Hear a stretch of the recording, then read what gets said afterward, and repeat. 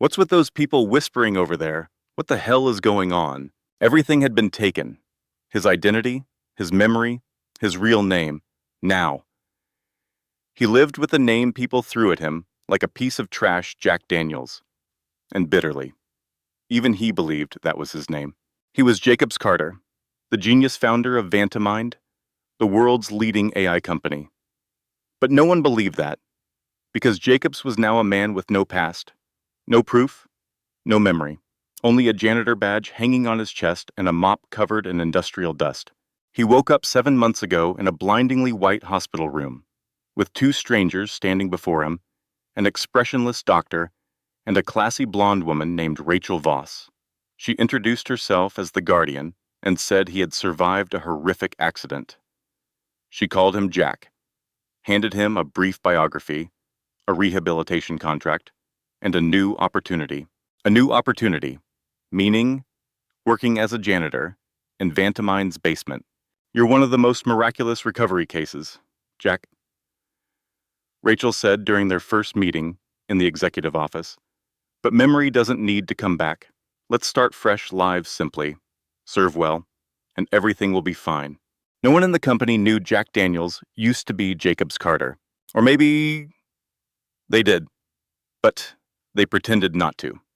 Why? Because no one wanted to be involved with a brain-damaged patient whose file was signed by the board of directors themselves. 6 days a week, Jacobs scrubbed toilets, mopped floors, and emptied trash bins in the very rooms where he once led global strategy meetings.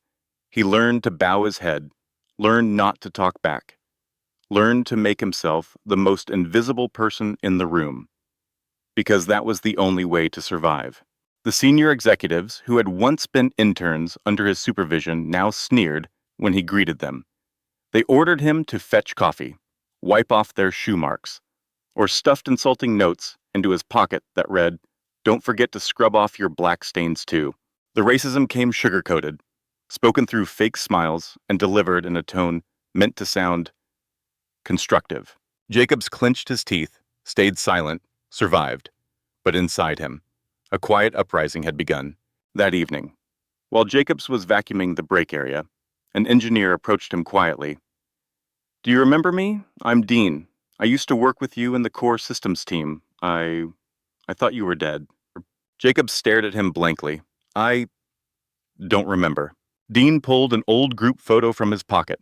In it, Jacobs stood in the center, arm draped over Dean's shoulder. Behind them was the VantaMind logo. 2017, you were the one who designed the company's first machine learning system. None of them could have built that. Jacobs looked at the photo, his eyes drawn to his own smiling face. Something in his chest tightened. Dean whispered, "I'm going to tell everyone. They need to know the truth." But Jacobs never expected the next day. Dean never returned to the company. Jacobs walked alone through the executive hallway. He stepped into the Founders Hall of Honor, where portraits and achievements of VantaMind's pioneers were displayed.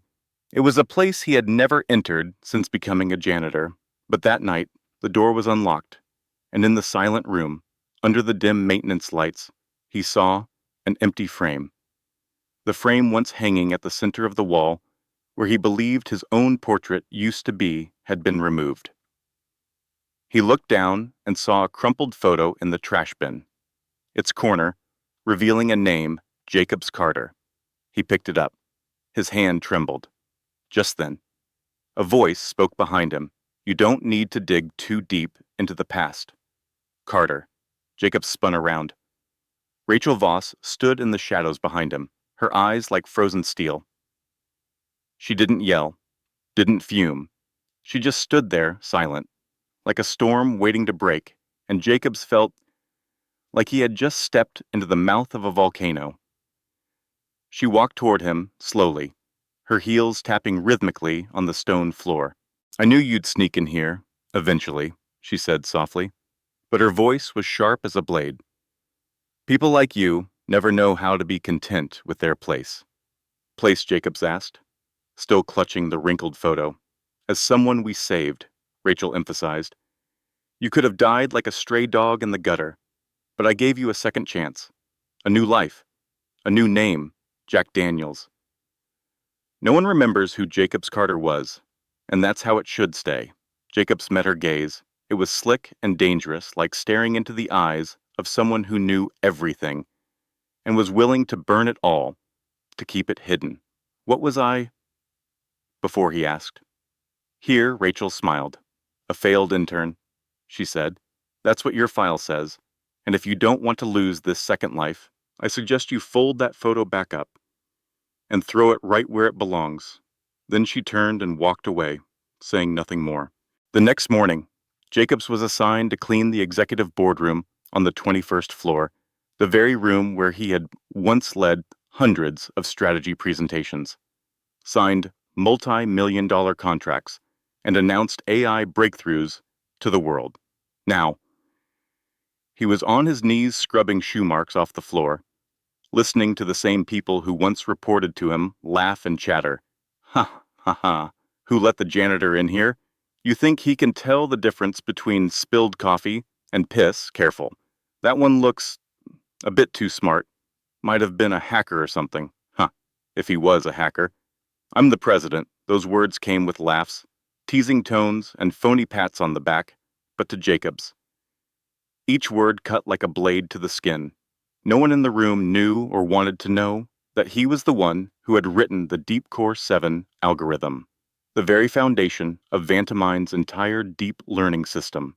3 days later, on the 5th floor, an internal seminar was held Breakthroughs in Next-Gen AI.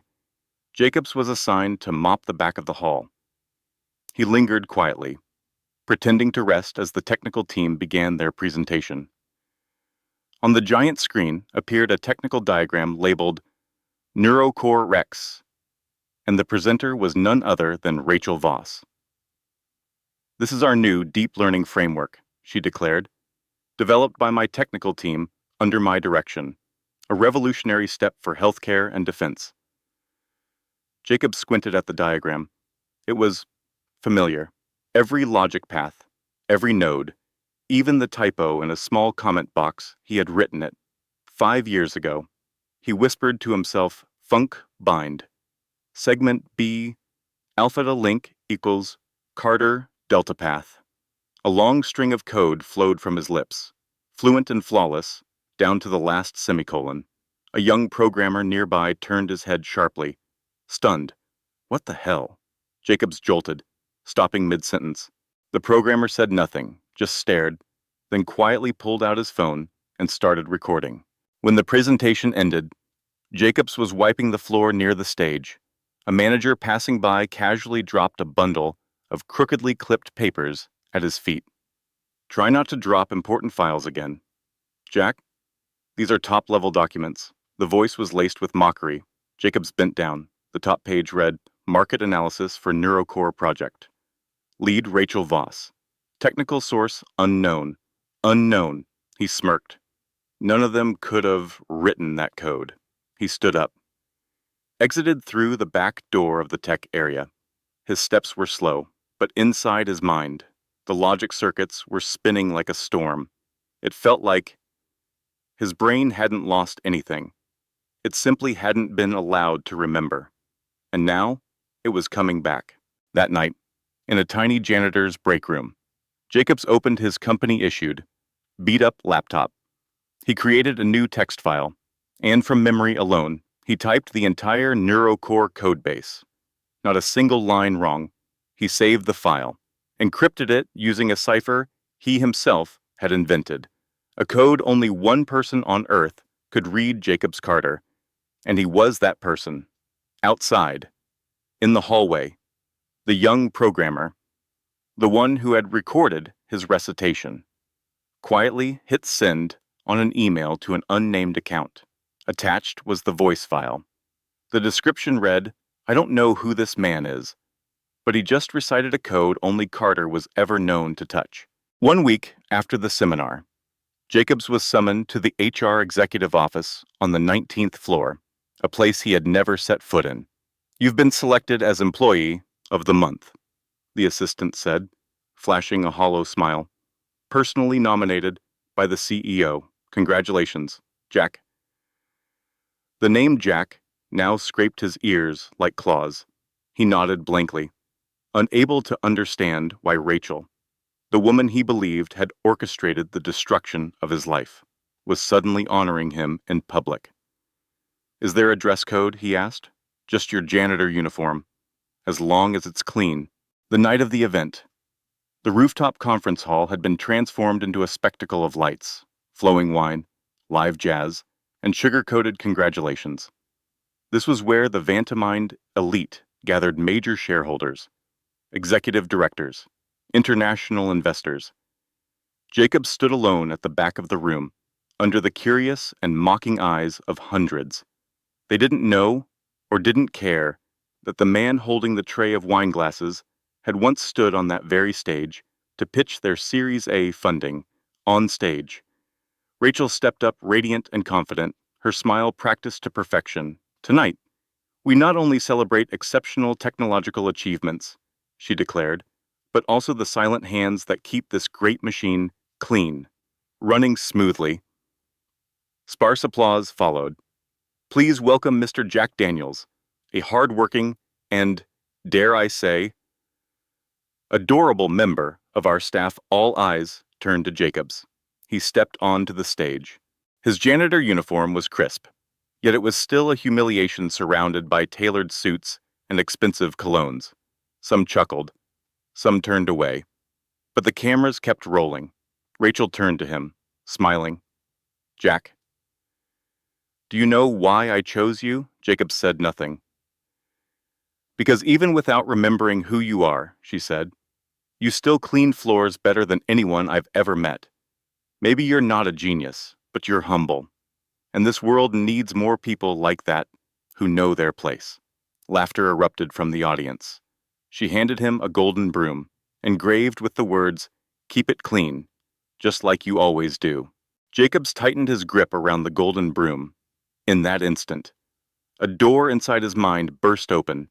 He saw it the boardroom, years ago, when he presented the first AI demo. The slogan behind him still burned in his memory. "Let's build a mind greater than our own." He looked at Rachel. "Are you sure?" he said, voice low but ringing clear like a bell through the hall. "You know what the word humble actually means?" Rachel froze for the briefest moment, but before she could answer, another voice rose from the audience. Jacobs Carter, an older man with a commanding presence, stepped in from the main entrance, removing his glasses as he stared at the stage. "Dear God, Jacobs, is that really you?" The entire hall went still. That man was Walter Green, founding shareholder of VantaMind, and now senior AI advisor to the U.S. government. Rachel instantly moved, intercepting him, pulling him aside. "Walter, this is a misunderstanding. The man you're seeing is just a janitor." But Walter didn't look away from Jacobs. "No," he whispered. "There's no mistake. I funded his first idea. I heard him speak of the future in a room with exactly 6 people. The audience began to stir. Murmurs rose. Phones came out. Cameras started recording. Rachel's hand gripped Walter's arm tightly. Her smile stayed frozen, but sweat now dotted her forehead. "We'll talk later," she said. "Please, return to your seat. The ceremony is still in progress." The party ended shortly after, like a symphony forced to stop mid-climax. Jacobs was told to clean the stage as if nothing had happened. He quietly swept up bits of confetti and crumpled napkins until something slipped from a nearby trash bin, a manila folder. He picked it up. On the front, authorization transfer contract, signed by Jacobs Carter, transfer of executive authority, over VantaMind to Rachel Voss. And beneath that, signed at 1200 p.m., the day of the accident. His signature was there, but something was wrong. The strokes weren't right, unsteady, missing the pressure and rhythm his hand always carried. Jacob stared at the document. This was not his signature. Jacob sat motionless in the tiny break room, reserved for logistics staff. The dull yellow light cast a dim glow over the forged contract resting on his lap. Every word, every number, felt like a silent death sentence. That was how Rachel had stolen the company from him. No guns, no threats, just one forged signature on the day he nearly died. The fog from the ceremony still hadn't cleared. Walter's question echoed like a hammer, striking the walls of his memory. Jacobs, is that really you, that night? Jacobs didn't return to the staff dormitory. He wandered the city streets, his mind a storm-ridden sky. At some point, he stopped in front of an old cafe. Its wooden sign was faded under the glow of the street lamp. He didn't remember ever being there, but his hand reached for the door on its own. Inside, the warm light and scent of hand-roasted coffee stirred something unfamiliar, yet safe. An older woman was wiping down tables. She froze when she saw him. Jacobs. He blinked. You know me? She set down her rag and approached, eyes welling with tears. I'm Dr. Evelyn Morse, she said. I was your therapist back when you founded VantaMind, before Rachel had me dismissed 3 years ago. For undermining the new leadership. They sat in a quiet corner, the soft amber glow casting shadows across Evelyn's face, lined with worry and long-held sorrow. Jacobs told her everything: the accident, the memory loss, the name Jack Daniels, and the forged contract. Evelyn sat in silence for a while, then reached into her bag and pulled out a small device. I used to specialize in trauma trigger therapy. There's a technique, auditory guided recall. The risk is, you might remember things you're not ready to face. But if that accident was staged, I believe you deserve the truth. Jacobs nodded. The room fell into a stillness too perfect to break. Evelyn placed the device by his ear. A steady heartbeat pulsed. The soft drip of coffee echoed. Then the sound of footsteps on stone. Wind screaming through a car window. Brakes screeching, and then, you have to sign. They're about to find out. A woman's voice. Urgent, clear, and achingly familiar. Rachel's voice. Jacob's eyes flew open. His whole body burned like it was on fire from within. Pain radiated from his skull down to his limbs. But for the first time in months, he wasn't afraid of the pain. Faces came back. Old friends. The first board meeting at VantaMind. Rachel stands to argue against open sourcing the AI code. A furious debate. And then, a rainy night. He got into the car. The driver never turned around. The car took a detour down a dead signal lane. The brakes failed. It wasn't an accident. It was an execution. Jacob sprang to his feet, sweat soaking his back. But his eyes no longer held fog. They were sharp, like fractured glass, hardened, like forged steel. She tried to erase me, he whispered. Evelyn met his gaze. You remember now, he nodded. His hand clenched into a fist. And this time, Jacobs said, I won't let her finish the job. The next morning, Jacobs returned to VantaMind with the eyes of a man reborn, yet still cloaked in the same old disguise. He didn't show a hint of change. No unusual glances, no confrontational questions. But inside, his mind was running like a high-speed supercomputer. He knew one thing clearly. It was time to find evidence. He couldn't face Rachel with only memories. He needed data. Files, signatures, footage. And most of all, the truth behind the accident. Jacobs began where it all began, B4 parking garage, where the car had picked him up that fateful night. As a janitor, he wasn't authorized to access that level. But over time, he had discovered a seldom-used maintenance route. Amid the polished luxury cars of VantaMind's executives, Jacobs spotted it. A dusty, half-obscured security camera, hidden near a vent, by company policy. The system should have auto-deleted recordings after 30 days, but VantaMind never truly deletes anything. For security, and for control.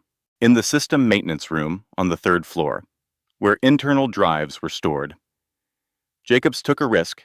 He logged in using the deactivated credentials of a fired IT staffer, a name he remembered thanks to his restored memory. The internal security archive was still active. He pulled footage from the night of the crash. Camera B4, 21:47:22. The screen lit up with a grainy video. But the scene was unmistakable. A black company vehicle stopped in the pickup lane. The driver, a man wearing dark glasses, not Jacob's usual chauffeur, a stranger, and Rachel stood beside the vehicle, glancing at her watch. 15 seconds later, Jacobs, dressed in a formal suit, stepped out of the elevator hallway. He gave a casual nod and entered the car. The video cut out 5 seconds later, but it was enough. This wasn't an accident. Rachel was there. Jacobs exported the footage to a USB drive, encrypted it with the key Carter Alpha. But what truly stunned him wasn't the video. It was the attached hospital record. Inside the folder labeled Patient Recovery Logs, he found a file, Jack Daniels History.pdf. Jack, his name wasn't Jack. He opened the file. Reading line by line, Patient Identity Renaming Report, name Carter. Jacobs, reason memory, loss, trauma, identity masked at the request of legal guardian, R. Voss. Jacobs froze. Not just his name. His entire identity had been rewritten. Insurance, financial records, medical documents, social identity, all replaced. And the approval, Rachel Voss, the woman who tried to erase him, had done it with clinical precision. And now he had the proof. That night, he returned to the dormitory, shut the door tightly, and dialed an old number he still remembered from his dreams. The line picked up after 3 rings. Hello, a deep voice answered. Jacobs hesitated. It's me, Jacobs Carter. There was a pause on the other end, then a long, emotional sigh. God, you survived, not completely, but I remember everything now, and I need you. I know. Rachel went too far. Jacobs growled. I have the video, the name change documents, even proof she forged the contract. I need to expose her. I need a public, undeniable lawsuit. The voice on the other end lowered. Send me the files. Tonight. And tomorrow, we begin to bring this hell down. Jacobs closed his eyes, nodded, as if making a vow to himself. Thank you. Attorney Ronnie Vega. I'm ready. The next day, Jacobs returned to VantaMind with the submissive expression and familiar hunched posture of Jack Daniels, the harmless janitor. No one knew that the night before. He had launched a plan mapped out down to the minute, a plan to reclaim his honor, his power, and justice. Jacobs began approaching those who once worked in the original founding team, now reassigned, fired, or voluntarily withdrawn after the power transition 3 years ago. One of them was Donna Yu, a former technical manager who had once led the Deep Core team. She was now working in the quality control department, a place few paid attention to. Jacobs found a way to approach her in the cafeteria, amid the chatter and clinking trays. He placed his meal tray next to hers and quietly slid over a small note. Remember who wrote the first Alpha Line 3 algorithm? Dana looked up at him, a moment of shock. Then her eyes narrowed, as if trying to summon a distant memory. Jacobs. He nodded. My God, she whispered. They said you were dead, not dead. Just erased. And now I want to go back in. He paused. Will you stand with me? Dana clenched her spoon. They threw me into the basement for refusing to delete the original code. I've waited 3 years for this day. Next was Noah Brandt, a young programmer who once recorded him reading the NeuroCore code aloud. Noah received an anonymous email with an encrypted file and a single question. Only one person can read this string. You know who. Ready to help him. 2 hours later. Noah entered the server room and left a note on Jacob's desk. I always suspected Rachel. Now I know for sure. The trio, Jacobs, Dana, and Noah, began to act. Jacobs still played the forgotten man, but in the shadows. He was redrawing the power map of VantaMind, identifying the locations of data rooms, safes, internal document flows, shift changes, and even Rachel Voss's personal habits. Dana handled the recovery of original data. Noah monitored system backups and logged Rachel's activity on the internal network. But Rachel wasn't stupid. She sensed something was changing, and like every seasoned predator, she acted before the danger became visible. A week later, while Jacobs was mopping the 8th floor hallway, Two security guards approached him with a senior manager. Jack Daniels. Jacobs looked up. We've been instructed to transfer you temporarily to the recycling waste unit. Request from the executive office. That area was on basement level 2, no cameras, no foot traffic. Unexpectedly. But he smiled. I'll go. On schedule, right now. He followed them. But just as the elevator doors were about to close, an urgent announcement echoed from the internal PA system, Rachel Voss. Please proceed to level 22. Unauthorized access detected in the secure vault system. Jacobs shot a glance. It wasn't a coincidence. Noah had triggered a false alert. While Rachel rushed out in panic, Dana and Jacobs carried out the final step of the week, swapping the contents of her vault. Forged contract files, internal executive logs, and scanned signatures. All had been copied and returned, but with subtle differences. Now in the vault was a new USB drive, containing a recording of Rachel speaking to a doctor about keeping the identity of patient Carter secret. The old USB with falsified documents had been tagged with a tracker, and it was in Rachel's purse, waiting to be exposed. She returned to her office, panting, and opened the vault. No signs of intrusion. The documents were still there. She had no idea what now lay in the vault was a trap, and Jacobs was stepping closer to the point of no return. The day of VantaMind's annual shareholder conference arrived, the company's biggest event of the year, drawing every investor, major financial firm, top executive, and tech media outlet this year. The event was live-streamed globally, under the theme VantaMind Transcending the Limits of Intelligence. As usual, Rachel Voss took the stage in a powerful ivory white dress, radiant face, and a calm smile. We are proud to announce the next phase of NeuroCore, the world's most powerful medical AI platform, developed by myself and my team. Thunderous applause, cameras zoomed in, but suddenly, the side lights went out. From the back of the hall, a man in a white suit walked straight down the central aisle. Every step sliced through the compressed silence like a blade. Some recognized him immediately. A few shareholders gasped. One staff member fell out of their chair. He stood before the stage, eyes locked on Rachel. I am Jacobs Carter, founder of VantaMind. Whispers burst like a tidal wave. Rachel froze. Her smile held, but her eyes twitched slightly.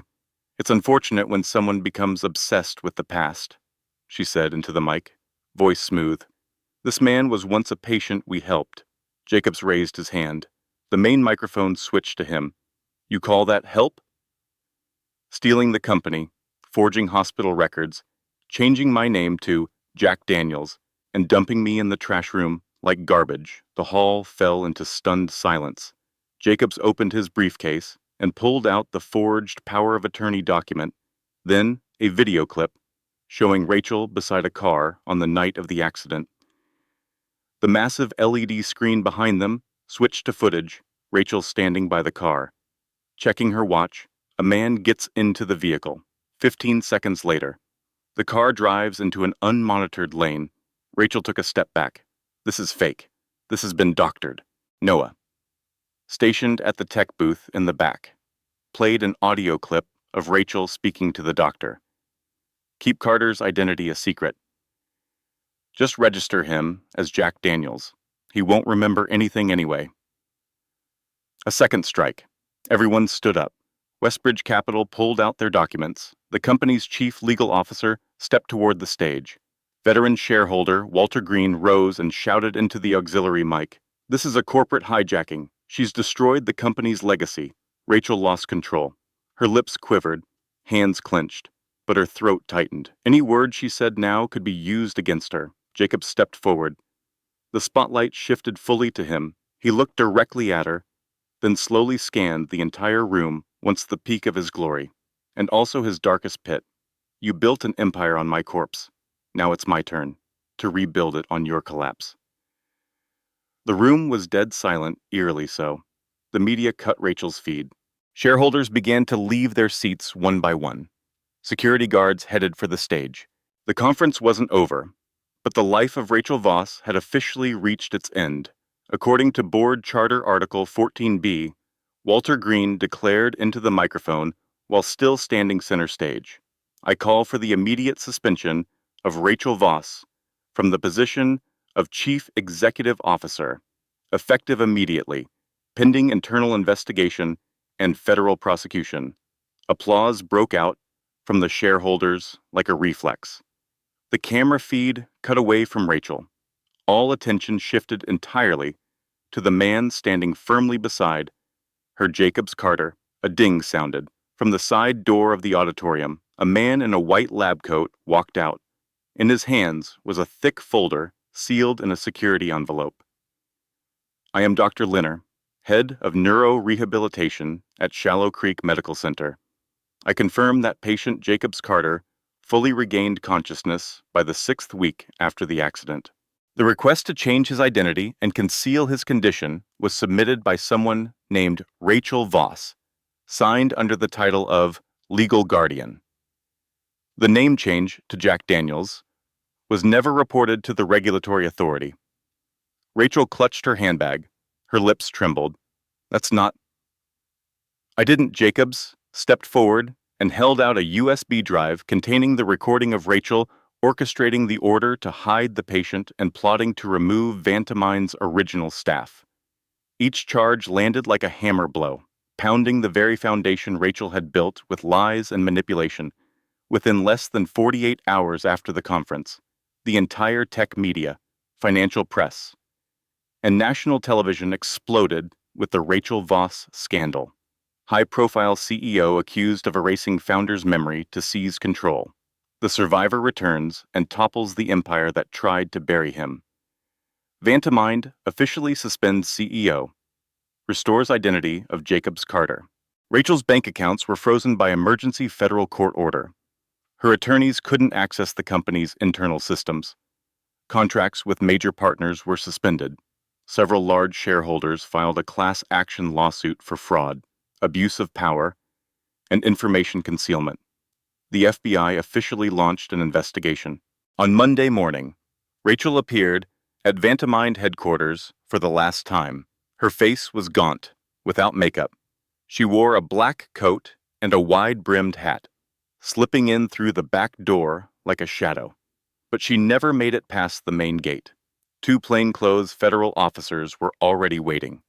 "Rachel Voss, you are under arrest by federal warrant for charges including identity fraud, contract forgery, conspiracy to seize assets, and intentional harm to a U.S. citizen."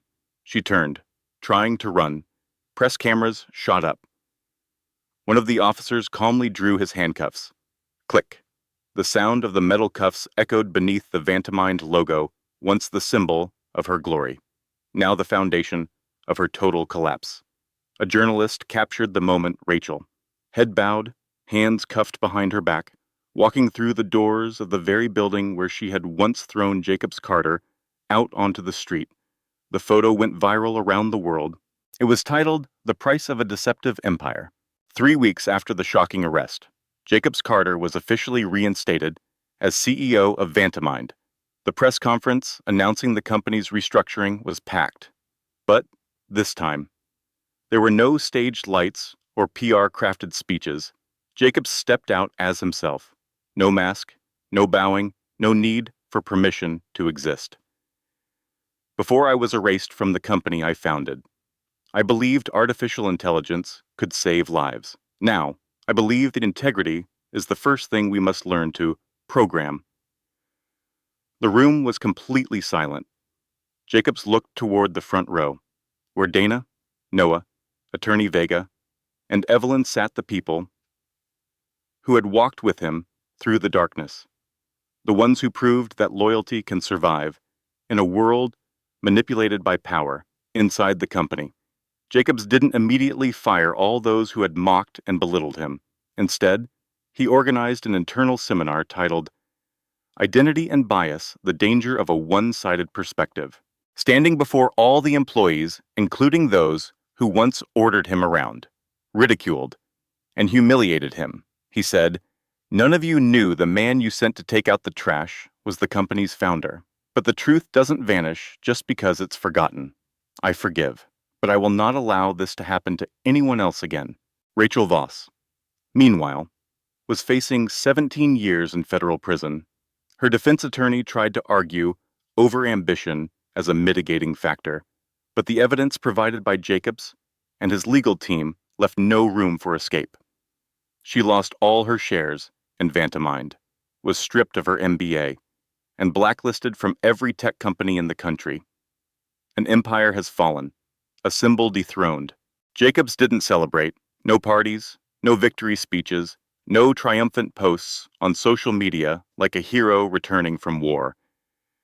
Because to him, true victory wasn't about taking down Rachel Voss. It was about ensuring the very system that once consumed him could never consume anyone else again. In the first week after Rachel's arrest, instead of resting at home, Jacob sat down with Dana and the legal team to plan a project he had been quietly envisioning since the days he mopped floors in the basement. The Phoenix Code Foundation was established on the same day Jacobs officially re-signed the intellectual property rights for the NeuroCore project. The name Phoenix was no accident. It was the symbol of someone burned by injustice, yet reborn from the ashes created by their enemies. First mission track and document the names of engineers, tech students, and researchers of color and other minorities who had been excluded from the AI ecosystem, not because they lacked talent, but because of prejudice. They didn't fit the company culture. They were too blunt, didn't integrate, or simply weren't like us. Jacobs partnered with 4 top universities to launch the Code Reclaim Scholarship Program, retraining scholarships for talented individuals once discarded.